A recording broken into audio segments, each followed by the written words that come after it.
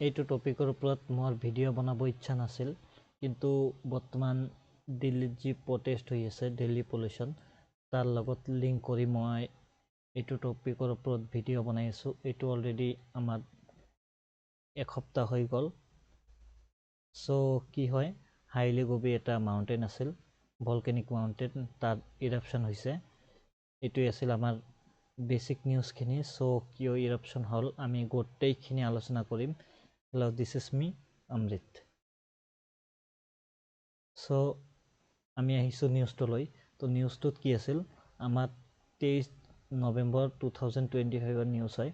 এইটো কি হৈছিল, লাষ্ট 12,000 years ago, মানে সময় আগত আমাৰ হাইলি গবি এই মাউণ্টেইনখন ভলকেনিক মাউণ্টেইন হয়, ইয়াত ইৰাপশ্যন হৈছিল। কিন্তু লাষ্ট 12,000 ইয়াৰলৈকে কোনো একো ইয়াত ইৰাপশ্যন ঘটা নাই। লাষ্ট 23 নৱেম্বৰ 2025 তাৰিখে ইয়াত আকৌ ফাৰ্ষ্ট টাইম, মানে ছেকেণ্ড টাইম ইৰাপশ্যন ঘটিছিল। চ' আমাৰ জিঅ'লজিকেল টাইম স্কেল হিচাপে ইয়াত কি আছে, হলোচেন পিৰিয়ড। চ' আমাৰ জিঅ'লজিকেল টাইম স্কেল হিচাপে কেম্ব্ৰিয়ান, প্ৰি কেম্ব্ৰিয়ান এনেকুৱা ভাগ কৰিছে। তাৰপিছত আপোনাৰ এৰা আহিব, ইকন আহিব, তাৰপিছত ইপক আহিব। চ' এইবিলাক জিঅ'লজিকেল টাইম স্কেল হয়, একোটা সময়। এইবিলাক জিঅ'গ্ৰাফিতে বেছিকৈ ইউজ হয়। যি কি নহওক, আমাৰ এইটো ঘটনাটো হৈছে হলোচেন পিৰিয়ডত। তো একচুৱেলি এইটো ক'ত আছে? চ' হাইলি গবি যিখন ভলকেনিক মাউণ্টেইন বা ভলকেনিক ইৰাপশ্যন, এইটো আছে ইথিঅপিয়াত। আমি ইয়াৰ পিছত মেপত দেখিম যে লোকেশ্যনখিনি ক'ত আছে। ইথিঅপিয়াত আফাৰ ৰিজন বুলি কয়, আফাৰ জাংচন বা আফাৰ ৰিজন, এই তাতে আছে আমাৰ এই মাউণ্টেইনখিনি। আৰু তাৰ নিয়াৰেষ্ট আছে ডাংকি ডিপ্ৰেশ্যন, য'ত আমাৰ যথেষ্ট হট ডিজাৰ্ট বা হটেষ্ট প্লেচ বুলি কয়, এই তাতে আছে। চ' আমি কিয় আমাৰ 12,000 years পিছত আমাৰ ইৰাপশ্যন ঘটিল, আমি ইয়াৰ ঘটনাখিনি আলোচনা কৰিম। চ' আমাৰ আফাৰ জংচনখন য'ত মই মাৰ্ক কৰি আছোঁ তাত আছে, আৰু এইখিনি ইথিঅপিয়া হয়। এইখিনি ইথিঅপিয়া, আৰু ইয়াত আছে আফাৰ জাংচন বা আফাৰ ঠাইখিনি। চ' ইয়াতে কি হৈছে, আমাৰ হাইলি গবি মাউণ্টেইনৰ পৰা ইৰাপশ্যন হৈছে।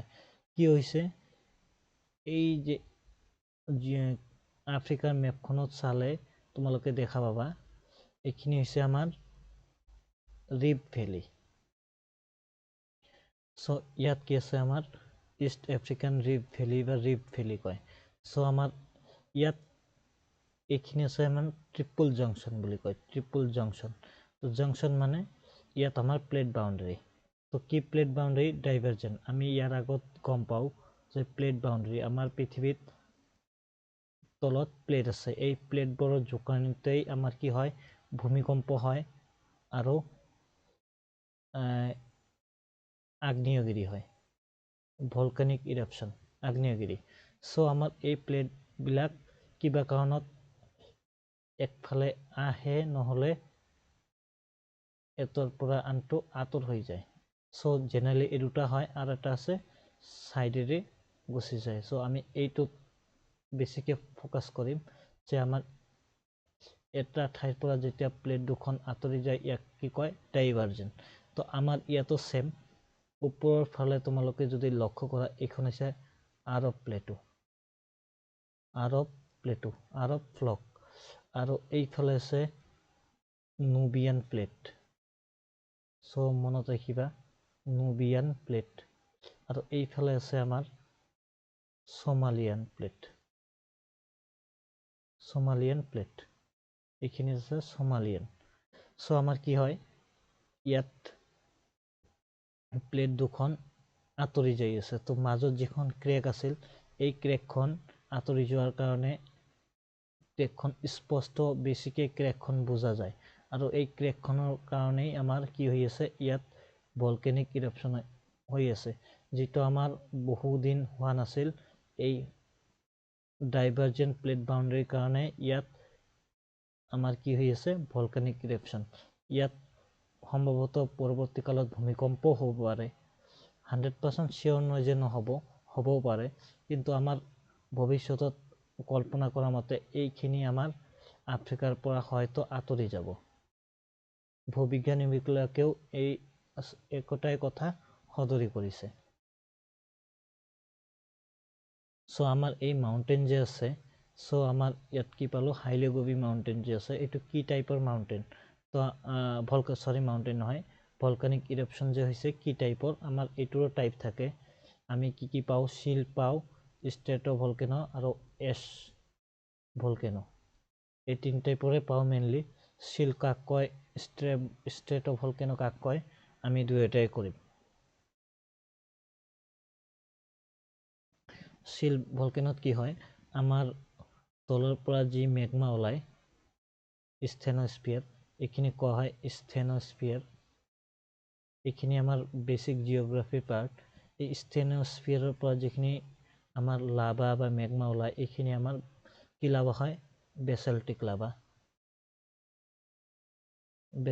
লাভা এই লাভাখিনি ইয়াৰ পৰা বাহিৰ হৈ যথেষ্ট দূৰলৈ যায় প্ৰতিফলিত হয় আৰু ফলস্বৰূপে এইখিনিত আমি আমাৰ যথেষ্ট এৰিয়া কাভাৰ কৰা দেখা যায় ইয়াৰ হাইট জেনেৰেলি কি হয় কম হয় আৰু ইয়াৰ বহলতা সাধাৰণতে বেছি কিন্তু আমাৰ ষ্ট্ৰেটো ভলকেনত কি হয় আমাৰ ভলকেনোবিলাক যেতিয়া ওলায় এইটো আমাৰ লেয়াৰ বাই লেয়াৰ ইয়াত জমা হয় যেতিয়া লেয়াৰ বাই লেয়াৰ জমা হয় ইয়াত চিমেণ্টৰ দৰে কাম কৰে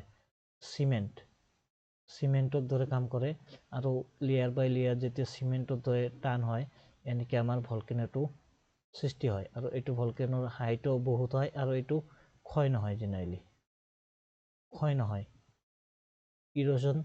ইৰোজন কম হয় কিন্তু এইটো যিহেতু চেপ্টা এইটোৰ ইৰোজন জেনেৰেলি কম হয় কিন্তু এইটো ইয়াতকৈ বেছি কঠোৰ সো এই দুটাই আছিল আমাৰ শিল্ড আৰু ষ্ট্ৰেটো ভলকেনো সো আমাৰ এই গোটেই ঘটনাখিনিৰ আমি সাৰটো পালোঁ যে আমাৰ ইয়াত ক'ত হৈছে আফ্ৰিকাৰ ইথিওপিয়াত আমাৰ ভলকেনিক ইৰপশ্যন হৈছে এইখিনি আমি পালোঁ ক'ত ইণ্ডিয়াত সো কিয় ইণ্ডিয়াত আহিল এই পুৰণি ভলকেনিক সো আমাৰ এইফালে চলি আছিল ইষ্টাৰ্লি জেড ষ্ট্ৰীম তো আমাৰ জেড ষ্ট্ৰীম এটা টপিক থাকে জিঅ'গ্ৰাফিত তো আমাৰ গোটেই পৃথিৱীখনত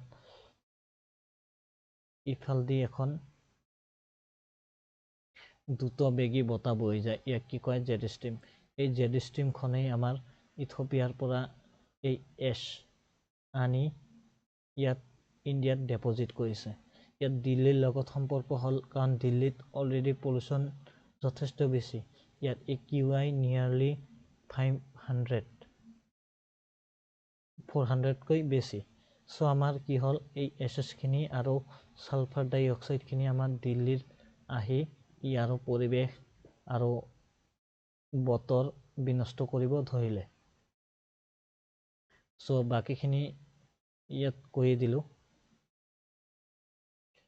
সো ইয়াৰ কাৰণে প্ৰব্লেম কি হ'ব পাৰে সো আমি জানো যে যেতিয়া আমাৰ যথেষ্ট এছ আৰু ছালফাৰ ডাই অক্সাইড আহিলে আমাৰ এভিয়েশ্যনত প্ৰব্লেম হ'ব এভিয়েশ্যন মানে আমাৰ যি